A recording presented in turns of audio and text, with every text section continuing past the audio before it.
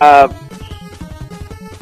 banner. You just didn't know, but you knew you had a passion, That's right. and that's what carries you through. That's right. Yep. Exactly. Thank you. Absolutely correct on that. Yes, ma'am. Love that input.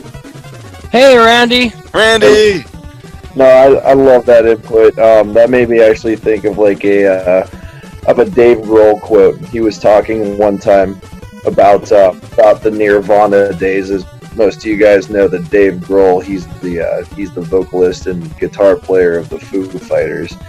But pretty much what he was saying was like, Nirvana goes down as like one of the greatest, grunge type of bands in history.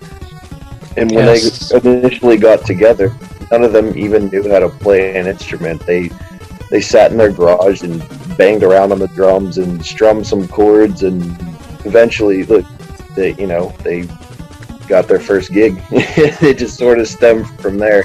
Yeah. So I think it's really important to just like to not consider like where you're going to be in the future. Well, it's a good idea to think about that, but just sort of go for it. I agree with you, man. And Kurt Cobain was a legend. He was, and he didn't believe in selling out for money, and I think that's part of what contributed to his depression and his drug use, was the fact that Nirvana was becoming something he never wanted it to be. And with sometimes, with dreams comes great responsibility.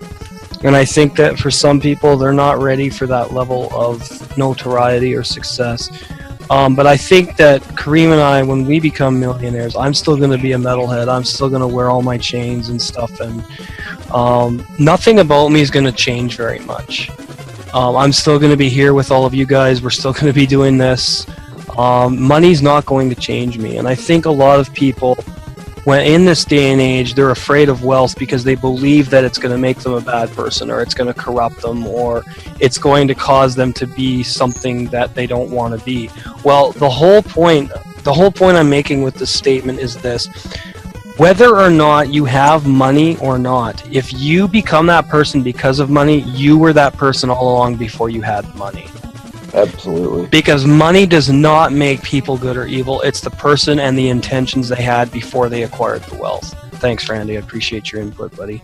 Money just amplifies it, and in my view, it doesn't. Dollar bills can't make you a good person or a bad person. No, just like going to church doesn't make you a good person. Yeah. Yeah. It's I look at money in terms of options. There we go. Just widens your options, allows you to participate and contribute to things that matter for you. Yes, James.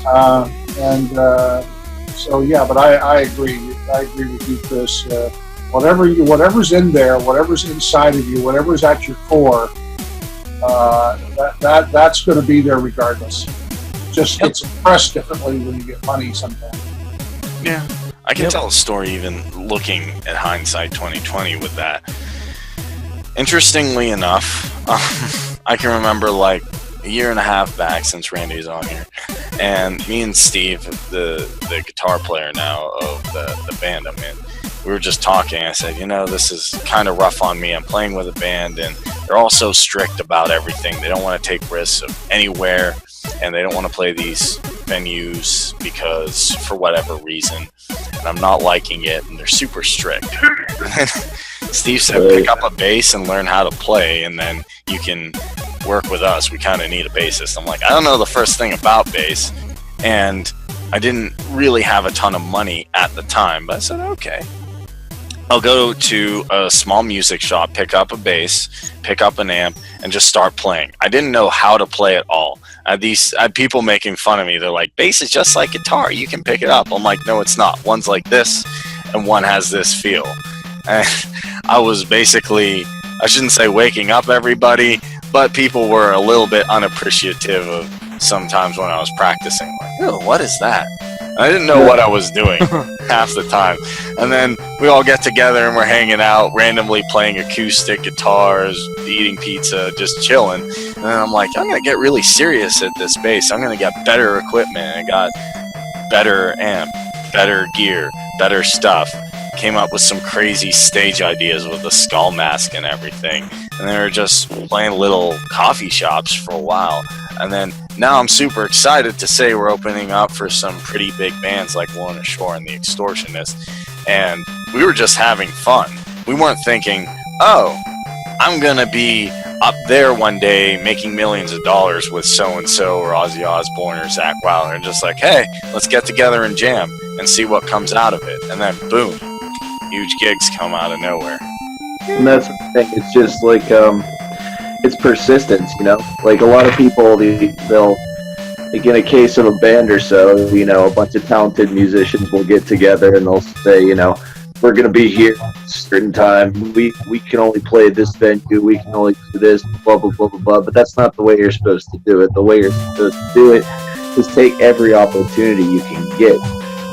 You know, think smartly about your opportunities that you're given, but just really just getting yourself out there. And this goes for anything, really, business, music, art, is sports, anything. Just put yourself out there, even if you suck. Just go for it, because you're never going to get better until you learn. That's right. That's absolutely right. Well, I can add. Well, gentlemen, I think the one point that you haven't discussed and that you missed greatly is that you've got to have an attitude of gratitude. If you don't have an attitude of gratitude, you don't have any room for any more gifts or acceptance of anything new. You don't have room for it. Right. Yep. Dan, you were saying? I was going to say I can give a story for me personally, and it deals Go in for it, man. sports. Because I'm very competitive. I love sports. I played tennis for 6 years, junior high and high school. But in my senior year, I decided to go out for our wrestling team. And our wrestling team was undefeated 4 years. So, you know, coach that we had, he was an NC2A champion and stuff like that and everything. He really built a good program there. So here I am. I decided to come out and wrestle, and I wrestled at 98 pounds. So that's the lightest weight class in wrestling at that age. And so here I am, and at that size, I was one of the taller kids, but yet I was just this skinny little thing. And I just decided to do it. I didn't really have a whole lot of experience. I had done a little bit of wrestling back when I was in the wrestling federation, like when I was 12 or something like that. But that wasn't very long, and just a little bit, you know, it gave me a little bit of exposure, but not like high school and not real competition and stuff like that. So I went out, and lo and behold, one of the guys decided not to wrestle that year, and I would have been working with Tim, but he didn't even wrestle. So I worked with another guy, but I ended up making varsity as a first-time senior wrestler. You know, I even lettered. You know, ended up being seated 4th in zone. So in that sense, by my decision of just going and doing it and not worrying about it. And the other kicker is we had guys that were the football team, and my brother was a football player and stuff like that, and I knew a lot of the football players because of being involved in sports all through junior high and high school. We had football players that couldn't handle our workouts.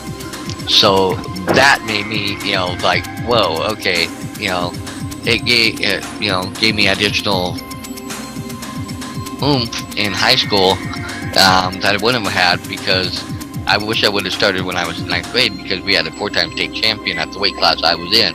I would have been working with him all the way through, and I probably would have been a state champion then.